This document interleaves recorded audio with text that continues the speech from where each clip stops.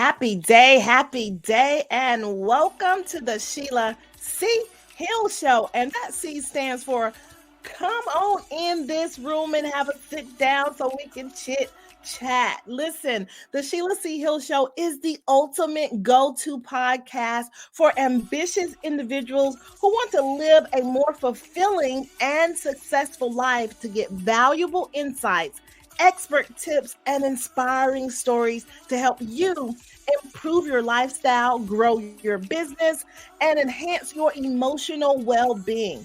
In every episode, you're going to gain practical tips and insightful wisdom in the company of a supportive community whom I call Sheila's Thrive Tribe, baby, because we thrive on over here. Listen, to join the Thrive Tribe, all you have to do is subscribe. So hit that subscribe button, call Mama Them, Junebug, and everybody in between. Let them know that the show is on. Share it with them because, listen, we have a wonderful show for you today.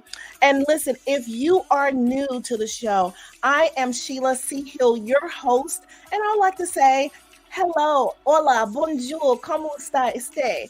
Ni hao, howdy, and what's going on, my people? I always tell you, I bring the best guest in the land, and today it's not going to disappoint. I'm so excited. I'm actually giddy. I'm really giddy for this guest today because she's not just a guest. She's also one of my dear friends, I would say. So, listen, today we have attorney Dorna Jenkins Taylor.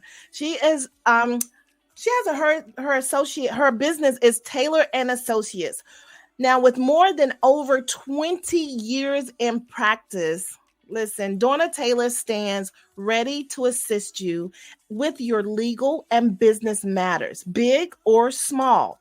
She is committed to help you make a fresh start, whether you are a startup or is about to formalize your business, or whether you're a creator who needs help in protecting your work. She's real big on that. Or an individual who struggles to pay your debts. Dorna, she assures her clients of top-notch service banked on integrity, professionalism, and compassion. Listen, she's all about that. We're going to welcome her to the stage. Come on to the stage, attorney Dorna Taylor. Woo! Hello. Welcome.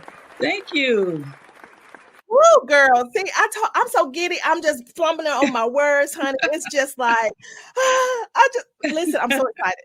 I'm going to calm down. I'm excited to be here. So glad to have you on the show. Listen, we have a lot to cover, so I'm going to get right to it. That was just a small introduction.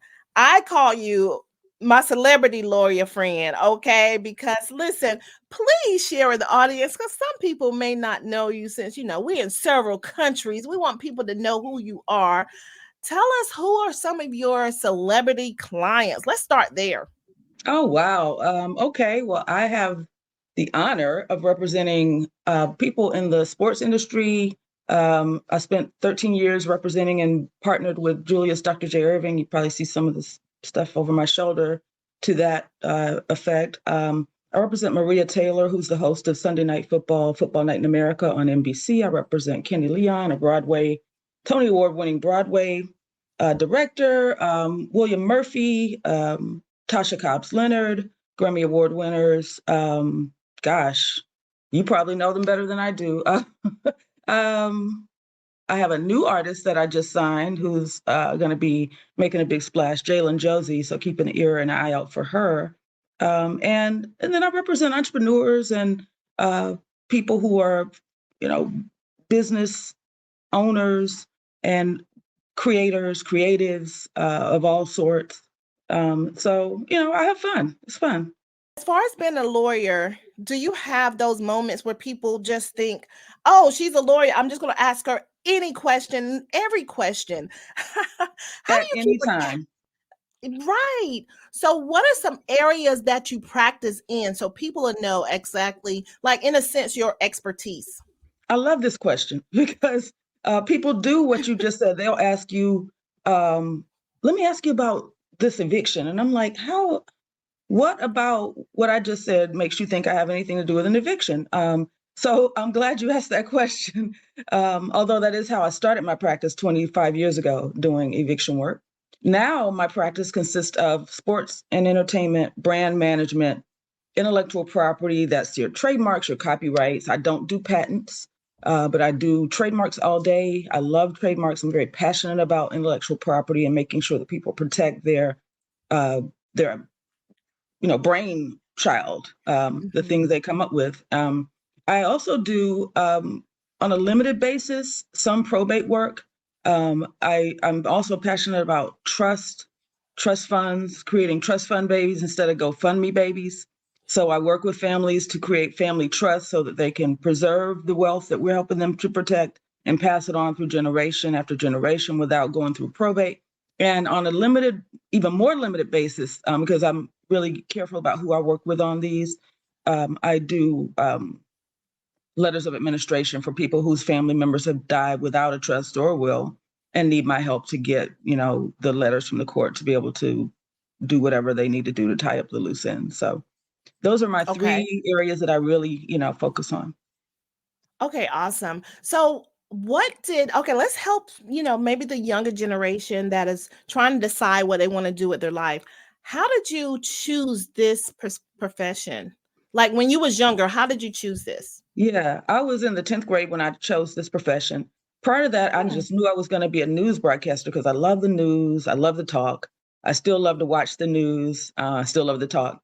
And my aunt Vivian was in the field, and she kind of let me know what the salaries looked like, and I was kind of like, "Ooh, that's not good," especially if I got to go stand in a hurricane or a tornado and report live. So I was on the mock trial team in my high school as a sophomore, and we won state.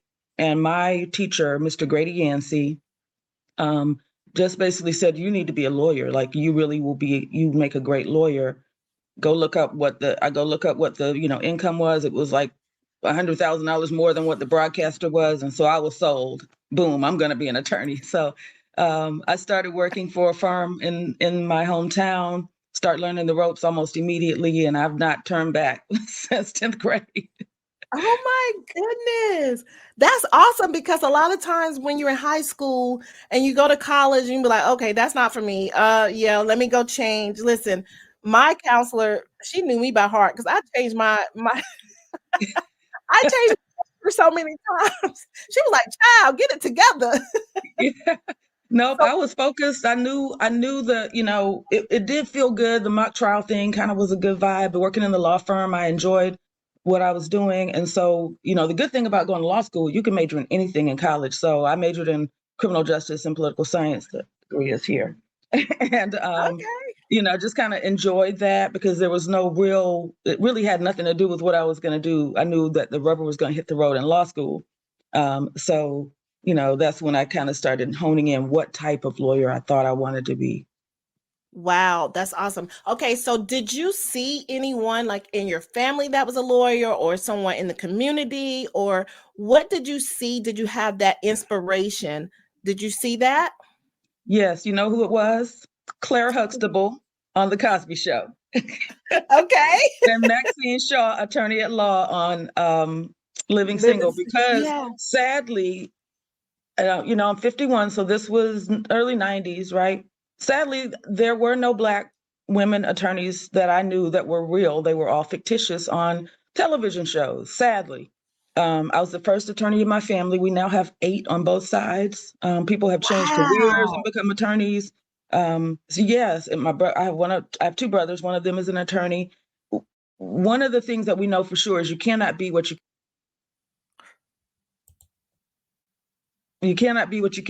And so once I went down that path and people saw it as a option, the ability was always there. We just didn't know it was an option. So people went to law school, passed the bar, and started practicing in my family.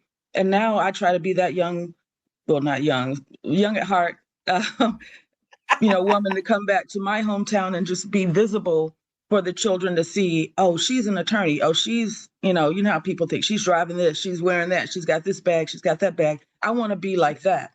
And they'll do the work to get to that point, I hope. Because I Woo, know they I have the love it. ability.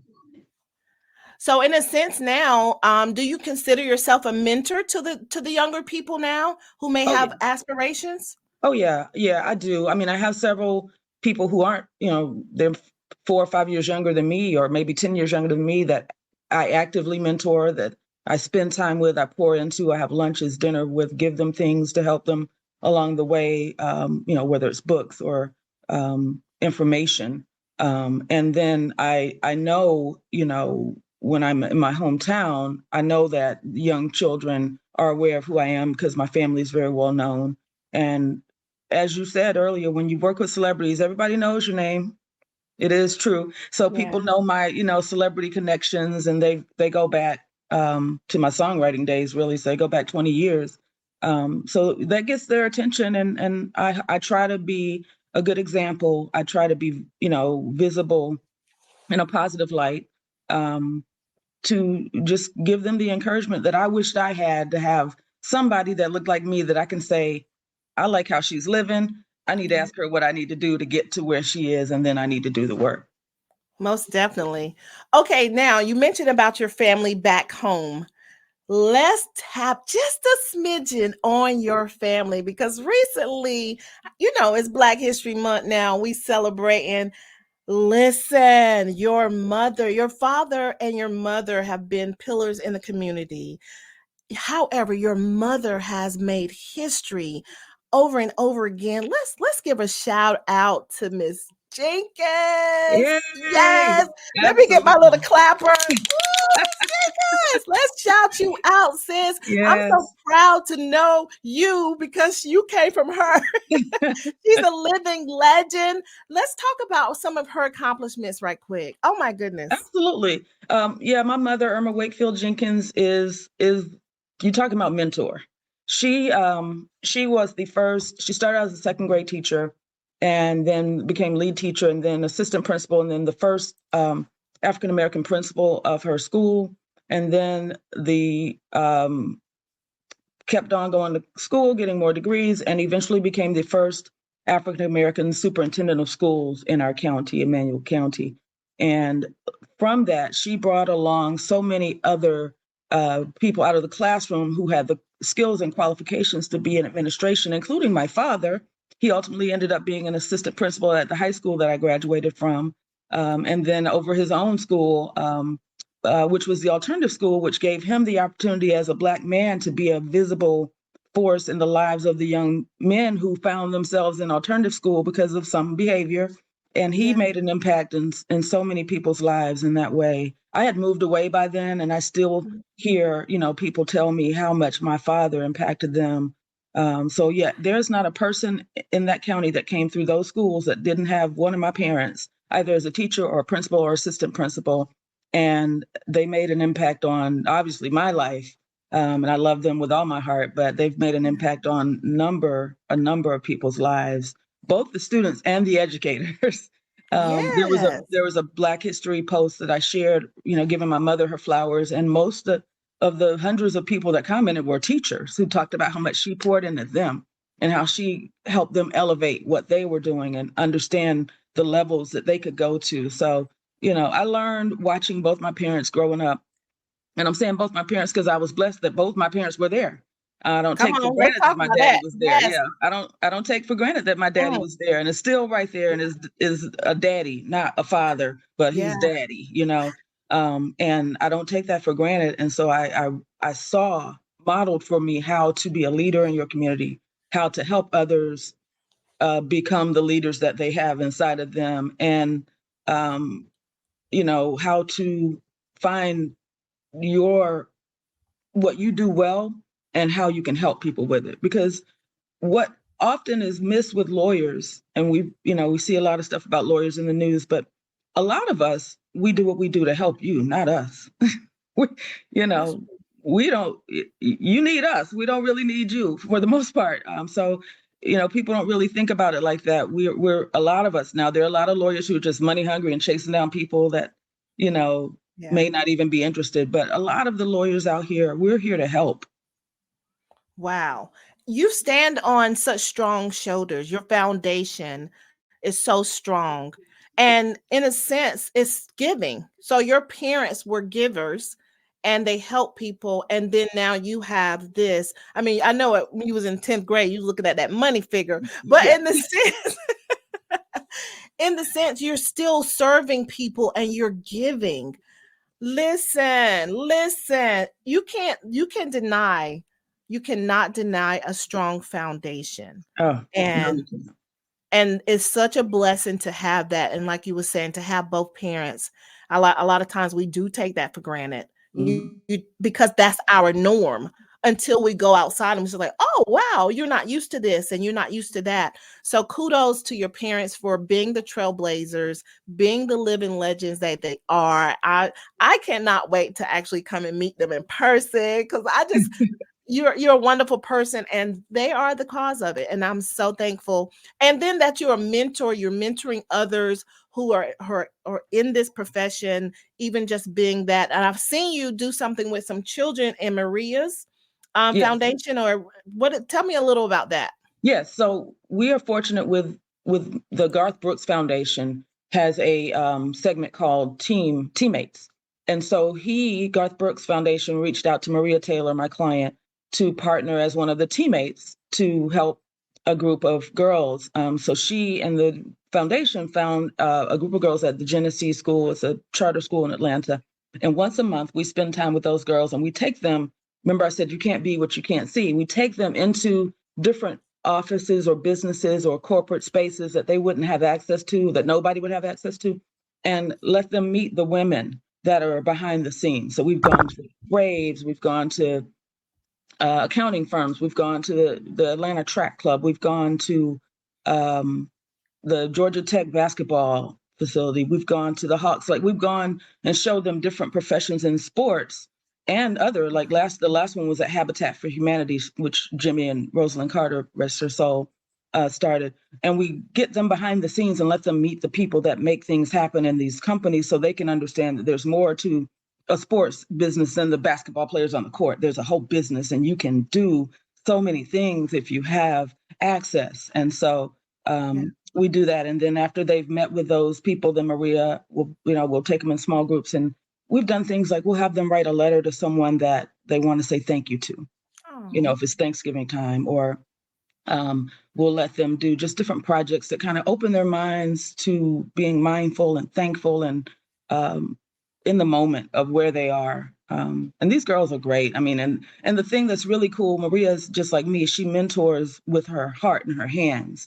So these are girls who can run up to her on Wednesday and hug her, and they have her phone number, but then they can tune in on Sunday night and watch with 11 million other people Football Night in America and go, that's my friend Maria. I have her phone number, and that does a lot for you when it's not like Claire Huxtable. I don't know this lady, but I just admire her. And then as God does what God does, 5 years ago, I was working with her on a project one-on-one, and I got to sit with her for 2 days and just talk to her and learn from her. And it's literally 5 years ago today, because it came up on my memories on Facebook. Oh, wow. It might be more than 5 years, probably more like 6 years, but it came up on my memories, and it was just so meaningful to me to breathe her air and have her be a tangible. I know she's not Claire Huxtable, she's Felicia Rashad, but for her to be tangible, and Felicia Rashad is as wise as Claire Huxtable is. So it was just as though my dreams had come true to be able to touch and feel what I was reaching for. And then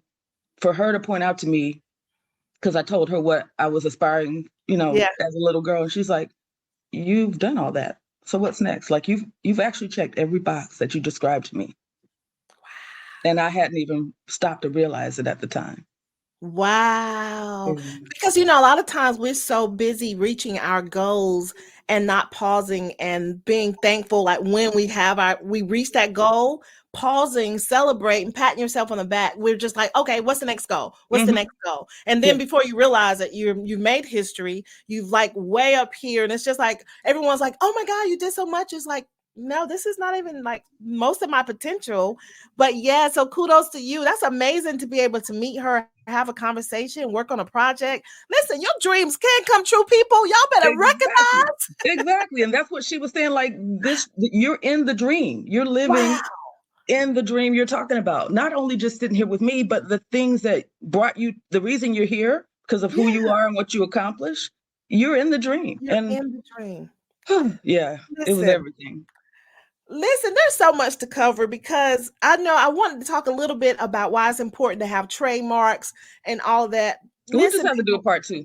we're gonna have to do a part two because listen, before commercial break, I mean after commercial break, we got to get into this book. Listen, and I think that's why I'm so giddy because it was such an emotional roller coaster and it was just so much. It was so much, but I'm just glad to be able to talk to you and pull some things out. So we're going to pause for a commercial break and we'll be right back, people, because listen, don't you go anywhere. We are here for it. Are you feeling overwhelmed with projects to build your business? Search no more. Introducing Borrow My VA, a virtual assistant service, your one-stop solution to bid farewell to stress and manage multiple tasks with very little effort. We specialize in website building, funnel creation, automations, and email marketing all under one roof. And here's the best part. We provide all these incredible services at budget-friendly rates. Discover a hassle-free way to handle your projects. No more worries about onboarding or finding that perfect virtual assistant. Our team is all set to tackle your tasks with efficiency. Now, once you delegate the task, consider it done. Say goodbye to overwhelm. Don't miss this fantastic opportunity to elevate your business. Join our list of satisfied customers and book a free consultation today at borrowmyva.com. That's borrowmyva.com.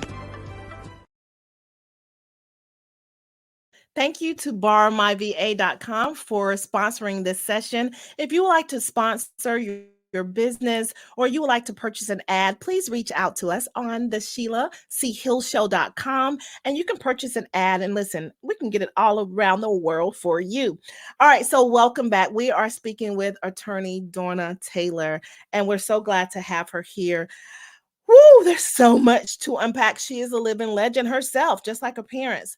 Listen, she knows her business. She's a celebrity lawyer. So listen, it's just good that she's here, guys. And I want to just talk more now about her book. So I'm going to bring her back to the stage. Listen, attorney, author, mentor, teacher. You have so many titles at this point. Celebrity attorney, my bad. Let's add that part because listen, I like that part. Yeah, Okay, yeah, yeah. now let's talk a little about. We're gonna have to have a part two because this book needs its own. It I'm here needs for its that. own episode. Okay, so Before we what go do into that, you? can I just say, I heard your commercial and I've used Borrow My VA and it was an amazing experience. So I encourage anybody that needs a little help getting things off the ground, getting a project done. Borrow My VA was amazing. I just wanted to poke that in because I was like, oh, I know that company. Thank you very much. Thank you for that plug, ma'am. Y'all heard it here from the celebrity attorney. Use Borrow My VA.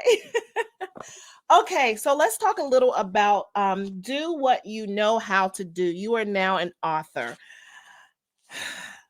Lessons on loss, love, and life. Okay. For those who have not read it, listen, first of all, you're going to need to read this book. Go ahead and read it, get it, because when we do part two, you're going to have questions and you can send us your questions because it's so much in it that you're going to be wild. You're going to be on an emotional roller coaster. It's going to have the ups, the downs, and everything. But it's so many lessons in here. And every time you read it, you're going to grab a lesson and use it for your everyday life, not just during times when you're dealing with trauma or you're dealing with things in your life. Every day, just anything. Okay, so let's just get a premise. If you can give us a premise of what the book is about, and then I'm going to ask you a few questions out of the book. Okay. So, Do What You Know How to Do is a book that I wrote in September of 2023. And the premise of the book is the last 4 years of my life. In 2019, my husband of 16 years at the time passed away.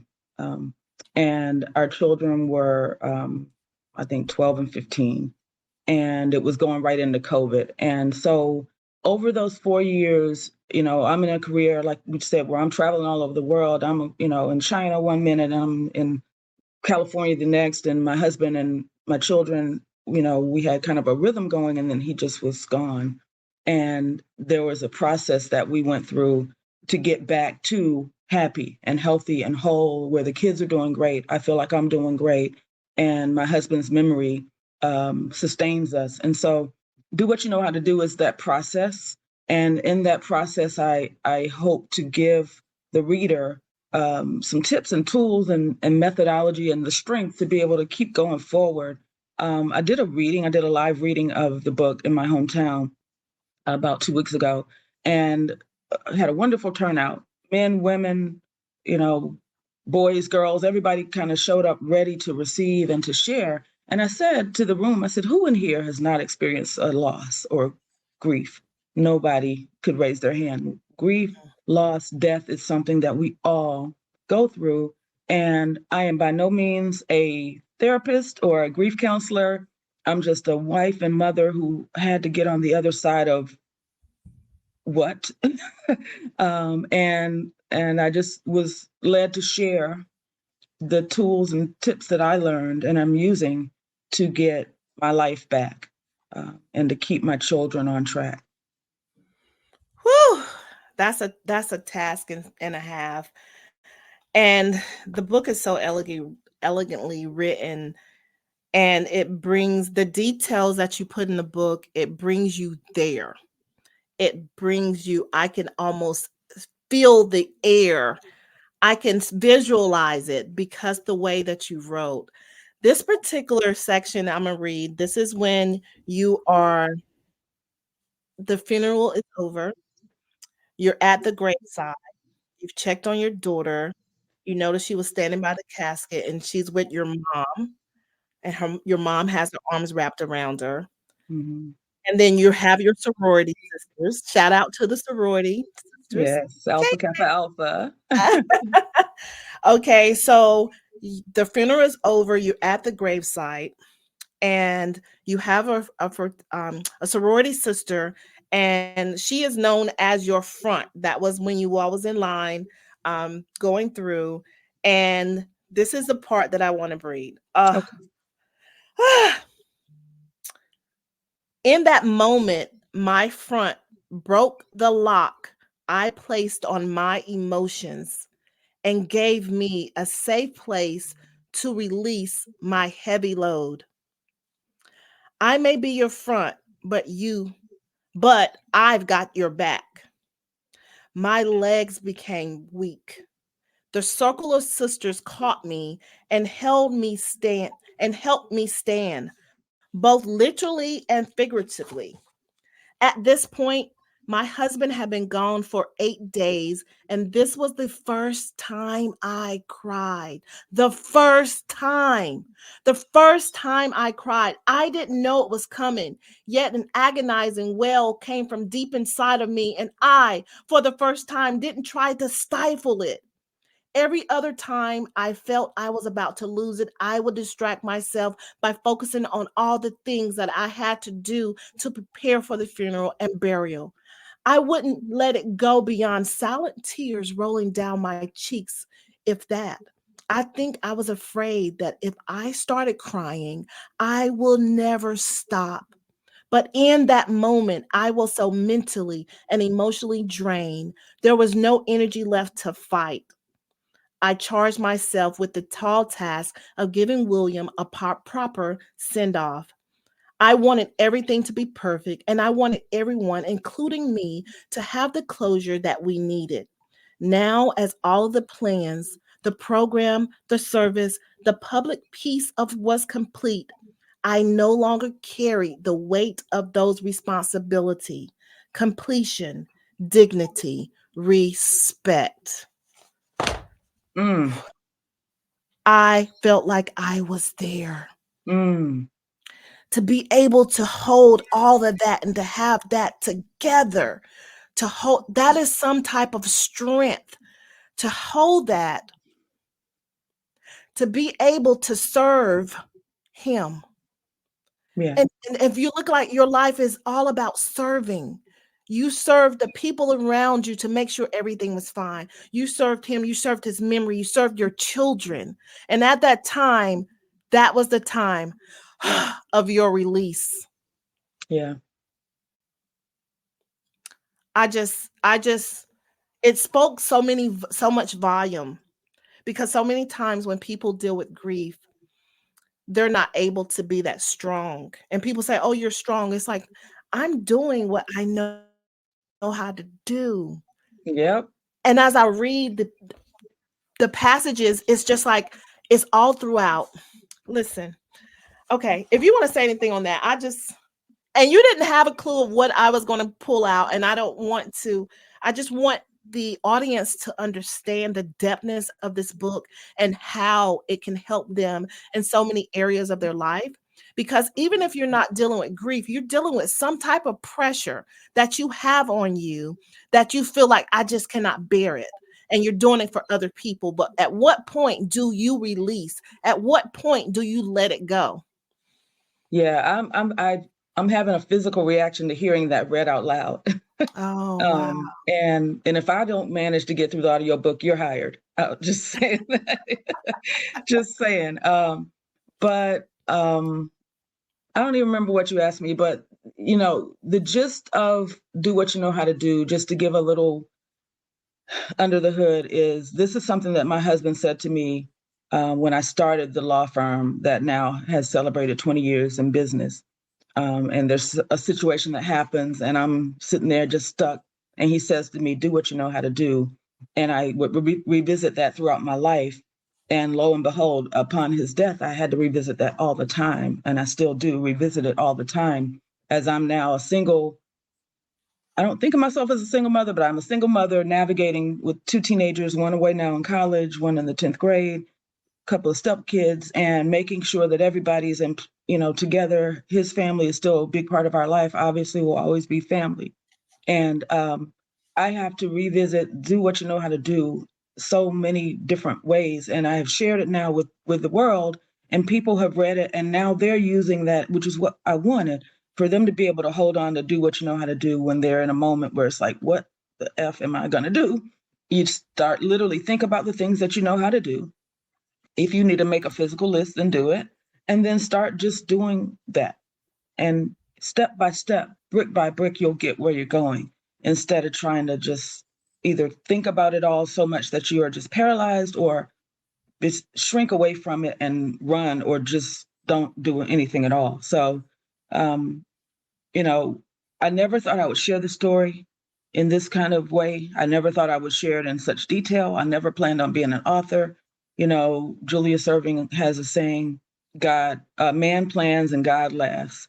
And so everything that I just said, I had no idea or no plans on doing. God laughed in my face and said, "Oh, yes, you are." And so here we have it. This is a Yeah. God thing. This is something that God directed me to do. There's a long story behind that, but I'll just call it that. And, um, I feel at peace and at comfort. It was closure for me. It was 4 years. It was released just shy of 4 years of my husband's passing on what would have been our 20th wedding anniversary. Wow. So it took for me all that stuff that I would carry through our wedding anniversary and all the heaviness. It gave me a bright spot for that date. And when I tell you, ever since this has been released and people are aware of everything, I've been a new person. I feel like when they say go lay your burdens down, I literally did. And they're not on me anymore. They're in the book. And they're blessing people. So they're not burdens anymore. They're stories and lessons. And so, like you said, I have a heart for service. I was raised in a home where people were um, devoted to serving the community. And so that's kind of who I am, whether I like it or not. and so once I was able to release this off of me, my son read it. My son is 16. He had just turned 16 then. He was 11 when his father died, or 12. And he read it, and I didn't expect my children would read it anytime soon. I thought they'd read it like years later. So I was nervous because it's Yeah. his story too, and he read it and he loved it. He thought it was a beautiful tribute to his daddy. He thought that it helped him understand some things he couldn't understand in the moment about what I was doing and not doing. For example, he couldn't understand why I wasn't crying in the excerpt that you read. I didn't cry that whole first week, and that confused a 12-year-old very much. Like, why aren't you crying? Your husband died. I Yeah. know I'm crying. My daddy died, but what's going on with you? And he couldn't understand that until he read the book. And the only thing he said is that I could have added more funny stories about him in the book. But other than that, his seal of approval. My mother has read it 5 times. It helped heal her and Wow. her questions, and I don't think she'd be upset at me for saying her anger Okay. associated with the surroundings of the situation that left me here to raise our children without my husband. Yeah. Um, it Wow. just it's been healing people all up and down my family tree, me and Yes. people I don't even know. And so I'm just like, okay, God, I appreciate you making me move on that, because it was for so many people besides me. It helped me, and it helped so many other people, and it's going to help so many other people. Most definitely, because this is definitely it is a guide. It's a comprehensive guide of how to deal with grief, how to learn from where you're going through what you have gone through, and then how to live a better life, right? Once you let it Mhm. go. Woo, honey. Okay, okay, okay. Let me go to another section because I Okay. like to tie into because you're an entrepreneur. So life goes on. Yeah. No matter what, the sun still shines. No matter how dark your day is, the sun still shines. So you still have to work, right? So Yeah. now you have this responsibility. You got to take care of these children, your household. I mean, okay, so in March 2020, it marked 4 months. So it Mm. says my calendar called for me to be in New York for a Brooklyn Nets game. The team was releasing a Dr. J Black Panther bobblehead, and we were scheduled to sit courtside for the game. During the pre-game preparations, the team executives mentioned that a virus was starting to circulate and recommended that we fist bump fans instead of shaking hands and frequently wash our hands. We followed the instructions, but the morning after the game, word started getting around that the governor of New York was going to declare a state of emergency. The NBA announced that several players, some of whom were breathing directly in our faces the night before as we sat courtside, had been diagnosed with this mysterious virus called COVID 19. Listen, listen. Baby, listen. So, so you did. It's 4 months. Then this happens, like right here. All of these things are going. How, as an entrepreneur, how do you continue to go on? And then you got COVID and thrown in the mix. Yeah. It was hard. It was like I literally had just gotten back in the not even in the swing of things, because again, remember, before my husband passed, I would leave and go to New York or go to Philly or go to Shanghai. It was no big deal. They were at home with daddy. He wasn't babysitting. He was involved and at home. So it was not anything I had to feel guilty about. It was not anything. It was like we're a team, and part of my role is to go out and do these things, and it brings home a substantial amount of money. My husband also worked as an engineer, and he would go to work while the kids were at school and bring in his substantial amount of money. So we had a rhythm. Now he's gone. I'm the money. And also, the kids are going to school, and I'm just kind of stuck. So I just start trying to go back to work. And, going to work for me is fun. Like I said, I'm courtside at the Nets game. We're at this and that. It's not ditch digging by any stretch. And everything gets shut down. We had left New York and gone to Philadelphia. And my daughter calls me, and she's a ninth grader at that point. And she's like, Mommy, they're telling us to get our stuff in. We're going to go home. And I said, okay, till tomorrow. She said, no, they're saying we're not coming back. Okay, so now I'm the only parent. I'm in Philadelphia. What is going on with this virus? People are, we're not, it's like day one. We have no idea what the deal is. Yeah. I mean, we were fist bumping as if that was going to make a bit of difference, but that's what New York was doing. And we see what happened in New York in the weeks to follow, the millions of people in New York who died. And when I got home, by the time I got home, I jumped on a flight immediately. I called the Sixers. They were gracious to get me on a flight. By the time I got home and started watching the news, I was inside of a day. I was realizing that I was in the list of people that needed to quarantine because I had been at the epicenter in the United States, which was New York. So I then had to quarantine with these kids at home, trying to have homeschool, and it was just a mess. And it started out as a mess, and it evolved into for all of us. We all were like, we're gonna be home for 2 weeks. Okay, let's cook. Let's let's clean up the house. Yeah. It was okay for a while, and then it was like, I need to go to work. I need to eat. I need to. So all of that was part of our life as well. And then eventually we settled into a space of,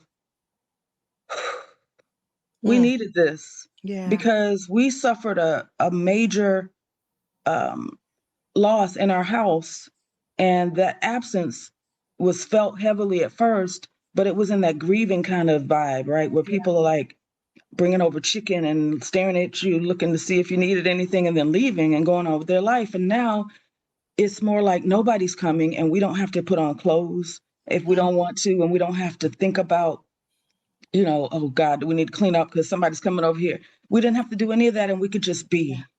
Wow. And that was a blessing in disguise, because the healing that happened when I could tell my daughter, because she's a type A, like her mom, you can lay in the bed all day today because you don't have anything to do. You don't have any homework. You don't have school. You have nothing going on.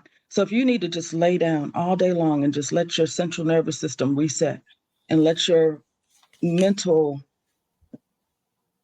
stress go and just not feel guilty. She's the kind of person that feels guilty when she rests. Okay. COVID took all that away. Just relax, baby, because you don't have nothing to do and ain't nobody doing nothing. So, and I did the same. Like when I was missing business trips, it was the middle of the NBA season, which was a really busy time for our business with Dr. J at the time. And I'm missing trips, and I just physically was like, I can't leave my kids here. So y'all got to figure it out. I brought them with me to All-Star, so that was great. They had a great time, but I was feeling, conflicted because I was missing things. When COVID came along, you're not missing anything because nothing is happening. And so you can, and we can apply this to our life. And a lot of people probably did during COVID. You're not feeling that conflict or that guilt or that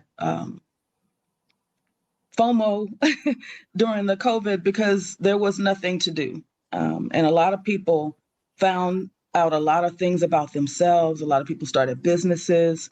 A lot of people quit jobs. A lot of people realized they didn't need to commute to an office. I no longer commute to an office daily because I realized out of that, I could do more here and save more time. And here in my home office, so just a lot of lessons were learned from COVID. But for us, I don't remember what you asked me at all, but for us, no, you answered it. Okay. For us, it was a blessing because it just gave us time to reset. We had rushed into normal. We tried to rush into normal, our new normal, I called it. And we were falling down left and right. In the book, you'll see it's like every time I think I'm back up, popping, bloop, crash. Back up, popping, bloop, crash. But now after this, 2 years of just being able to be at home and heal myself and pour into my children, now when we get to popping, we just stay popping. We don't crash because we have healed, to the extent that we can. And it's a lifelong process. I'm not like saying, oh, we're over what happened, or we'll never forget what happened, and we'll never forget, our loved one, but we can't sit in grief. And that is what I hope this book, is helping people to do. What I know for sure, to quote Oprah, that it's doing is it's allowing people to talk about things they hadn't talked about. Because a lot of times we're polite when people say, how are you? How are you? I'm fine.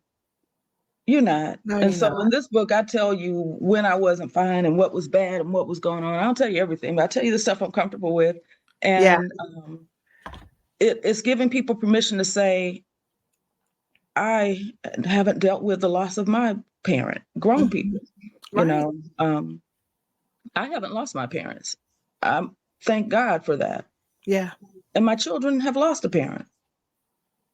And so I have to try to relate to something I haven't gone through, Right. To raise them. Or there are so many adults that I know who are full grown adults who've lost their parent and they're acting like little children about it. Like they're very affected because we aren't really taught how to process grief. That's key right there. We were never taught how to process grief. And grief is a process within itself. There's a healthy way to grieve. We was never taught that. It was just like, put a smile on your face and keep going. So you're suppressing your emotions and you're just living, treading water and try to keep your head above water, keep from drowning. So that is kudos that you was able to shield your daughter and your son and to be able to give them that grace to say, just relax. Listen, my children ain't never have felt guilty about sleeping all them hours. I didn't say my son had a problem with it, but my daughter does. Okay, so with that understanding, okay, life goes on. You're still a mom, so your role, your partner is gone. You, like you were saying, that was your partner. You would go and work. He would take care, make sure everything is good. So now it's to the point where you have the full responsibility of definitely making sure you're covering your children. All right, this is one part we want to read here. Now, the 2-year anniversary of William's passing came and went without much anxious as the year before. I took flowers to the graveside. The next morning, I noticed it was drizzling and darker than it usually was when the kids left to drive to school. I had a practice of tracking their location until they made it to school safely, where Ashley would always text me to say, "Made it." This particular morning, I felt uneasy because of the darkness, and I told them I would drive them to school. They assured me they were fine, and they took off. Mother's intuition being what it is, I sat on the edge of my bed tracking their locations. It seemed like they were sitting in one spot too long. The overwhelming fear moved me. Mm, pause. Woo. I grabbed my keys just as my phone rang. Wow, That was wow. interesting. That was interesting. Oh my gosh. Yeah. Okay, Jesus. Right.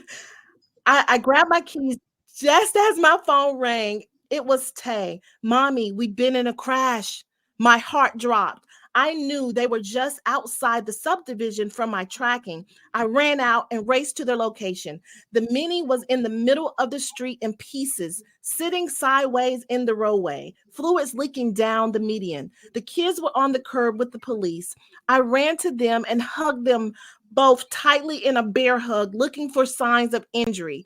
Though the car was hit head on by a truck and spun around in the air before landing sideways, I only found one little scratch on Ashley's finger. The tears of thankfulness and relief flowed. Okay. It's one thing to write this stuff, it's another to hear it back. Yeah. Being the mama who has experienced this, being the mama who now is the mama bear, of course, we got to protect our children.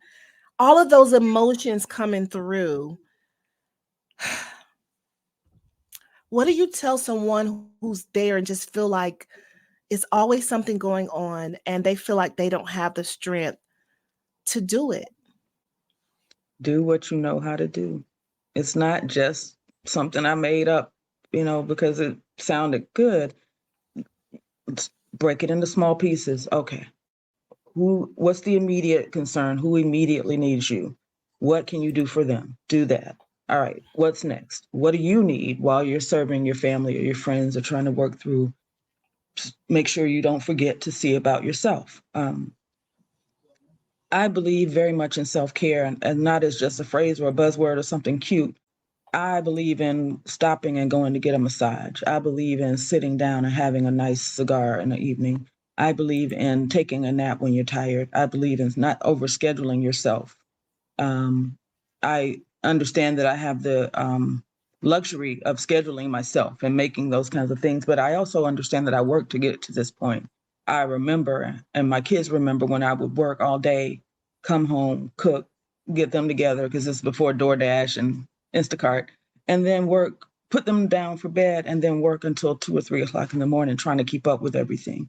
So I don't apologize for, and no one else should either, when you get to the point where you can make your own hours and choose your clients and choose your lifestyle. You don't need to feel guilty or apologize for that, because you know you put in some years where you were grinding, and I watch people grinding now, and I'm like, that's cute. I won't be doing that because I've already done that. So just understand the seasons in your life. Sometimes, to everything there is a season. The Beatles and the Bible all both told us that, right? And you need to know if you're in the grind season, or if you're in the grief season, or if you're in the head down season, or if you're in the let your light shine season, or if you're in the sunset, or if you're in the rocking chair. Know where you are, know who you are, and make your life conform to that. Yes. You can make people, you teach people how to show up in your world. You let people know your boundaries, but you have to know them first. Come on, hold up. Let's pause right there. You have to know your boundaries. And so many times we don't. We get to the point where it's over the edge, and it's just like, oh, I didn't know. This, everything just came out because I've been suppressing it. Yeah, but we have to do the personal work to know our boundaries. Right. And we have to know when to say no. And like, no is not a bad thing. Woo! No is a complete sentence. Listen. I'm sure that's already a book. No is a complete sentence. You don't owe. It's not fair to people to do something and then go back and dog them out because you did it. Well, then you shouldn't have done it. If you ain't want to had me over there moving his stuff. Well, you shouldn't have moved it if you didn't want to move it. Now you're over here talking about him. When you could have just said no, they would have figured it out. And my friends and the people in my life, and even the people that are just not actually in my physical life, but Facebook friends. Yeah. When you come in my Facebook world, you're going to, inside of 10 or 15 days, get a post where it's like, listen here, don't step to me like this, that, or the third, because you'll be out of here. And that's not, I don't mean it in a way to judge other people. I mean it in a way to say, this is how I allow my day to go. Come on. And I'm in control of my day. Well, if you want to go over there and sell crypto and post naked people, then have a good time. I don't choose to do that, right. Yeah. And so I won't, It's about protecting your peace as well. You got to protect your peace. You are the priority, right? And if everybody does that, everybody will be a little bit more healed. If everybody protect their peace, then we wouldn't be out here trying to fix broken people who don't ever stop and say, I have a problem, I need to address it. Right. Come on. That's a whole nother episode too. We could have a series at this point. We have so many lessons out of this. And listen, for those who have not read the book, please go to dowhatyouknowhowtodo.com and go ahead and get your book. So it'll be in, because we're going to do a part 2. So you'll know some, because listen, it's some ups and downs. It's some good parts in there. Some funny parts in there. Her sense of humor sort of shines through as well. But listen, you have to grab the book, because it is so much. Just reading it, as you can tell, I just have to pause, because at some points it just steers into my soul.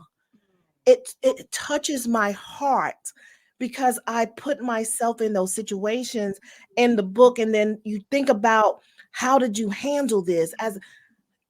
It's so much emotional piece of it. And then you start relating some things that you've gone through, or I start relating some things that I've gone through, and I learn a lesson by reading her story. And that's what has happened with so many people that are reviewing the book. They're stating that they've learned a lesson, and they've gotten the permission to not to be okay and not to stay there, because it's okay not to be okay, but you just can't stay there. You need to read properly. You have to do what you know how to do, when you know how to do it, and move forward so you can live abundantly free and not that heavy spirit on you. Okay. Unapologetically. Yeah. Unapologetically yourself. Yes. Okay. So what we're gonna do a part 2. So y'all tune in. But anything you want to say, and please tell the people how they can reach out to you, your social media, your website, and you can just leave them with some last words of wisdom. Okay. Well, my social media is my Instagram is at Dorna Taylor. My Facebook is Dorna Jenkins Taylor. I think my TikTok is Dorna Taylor 1, but I'm not over there much. My website is dornataylor.com. Everything is Dorna Taylor. And I'm most active on Facebook. You can find me over there. You can follow me. I try to post very engaging content. I also have a Facebook group that I would love for you to come join. It's called A Seat at the Table. And about twice a month at the most, or at the least, rather, I hop in there and I give just general legal advice. I teach about different areas of the law to educate people, just to give a benchmark or a starting point to understand areas of the law that may be a little cloudy to people. We all share articles and news stories when there's things in the news that are kind of legally interesting. And just everybody, there's about 2,100 people in there right now, and we're a family. We call each other table mates, and everybody just really enjoys the camaraderie. And I enjoy when people are like, I saw this news story and you talked about this at the table, and now I understand it. And that makes my heart sing, because a lot of times people don't understand the law because they don't know a lawyer, or they don't trust a lawyer, or their only experiences with a lawyer were something negative, like a crime had been committed. Either they were the victim or they were the criminal, or a divorce or something just negative. And so I just enjoy being a lawyer who sits in the light, and it's a good day and we're just learning together. And that is a joy in my life. So A Seat at the Table Facebook group, please search it. Or maybe there are links associated with this. We can give you a link for it, and come join us and enjoy it, because it's really, really edifying. Other than that, also in there, for people that are looking to engage me as their attorney, the links are there to be able to book me, because obviously it's by appointment only. And I do, because I mentioned earlier, unapologetically, I'm at a phase in my life where I choose my clients. I don't just have hey, call me and book an appointment. I kind of screen who I work with. That's wisdom. So if you're a table mate and we've been dialoguing, and I know you and you've got the education that I've been giving and you've shown interest, okay, I'll do your trademark, because I know that you're in a community that's going to support you to be able to have what you need. So it's a blessing, 25 years at this. There was a time I did whatever walked through the door. This ain't that time. And I don't make any excuses for that. Or I don't make any apologies for that, rather. I know that's right. You done paid your dues, sis. Like what? Yeah. Like you mentioned earlier, people just walk up to you and just ask you anything. I'm like, no, not today. No, sorry, not tomorrow either. Yeah. But I can refer you somebody that can help you. Because and we all can take a page from this. Give back, but don't drain yourself. Don't let people just take you down. This is, I guess, my words of wisdom. Don't give so much that you don't have anything left in you for you. I would say the flip side of my parents being such wonderful community leaders and innovators is that I watched them run themselves into the ground for that community. And now that they're older and they're in, have some health concerns, I'm watching how that community is responding to them, good and bad. And I'm making notes and keeping score. And it's given me a lesson to my life of identify what's important and pour yourself into that. But if everything is an emergency, nothing is. And so that's really what I'll close on. Just figure out what's important, give that 100%, and leave everything else for somebody else to worry about. I love it. I love it. Wow. Woo. Thank you. So many lessons, so many key points. This is wonderful episode. Thank you. I cannot wait till the next episode, because we got to do a part 2. Thank you for coming, Attorney Taylor. I'm going to take you backstage. We're going to close out the show. Woo! I told you guys it was going to be wonderful. And I was so giddy because I knew from reading the book, it was so many different areas I wanted to touch. And there's so many different things that you're going to find out in part two. This is just a tip of the iceberg. Some of the things that I've read today and some of the things that Attorney Taylor, she just shared today. But listen, you got to come back for part two. So listen, if no one's told you today that you are loved, listen, I got you. You are loved and highly appreciated. You are here for a purpose. And while you're here, baby, don't let these people get on your nerves. You need to do what you know how to do and protect your peace. And it's okay. Like she said, no is a full sentence, period, at the end. Okay. No other explanations needed. All right. All right. So thank you for being a part. Don't forget to subscribe. Call mom and them and tell them, hey, listen, there's going to be a part two with Attorney Taylor. So get ready. Let's go. Let's get it. Let's get it. Let's go. Until next time on the Sheila C Hill Show.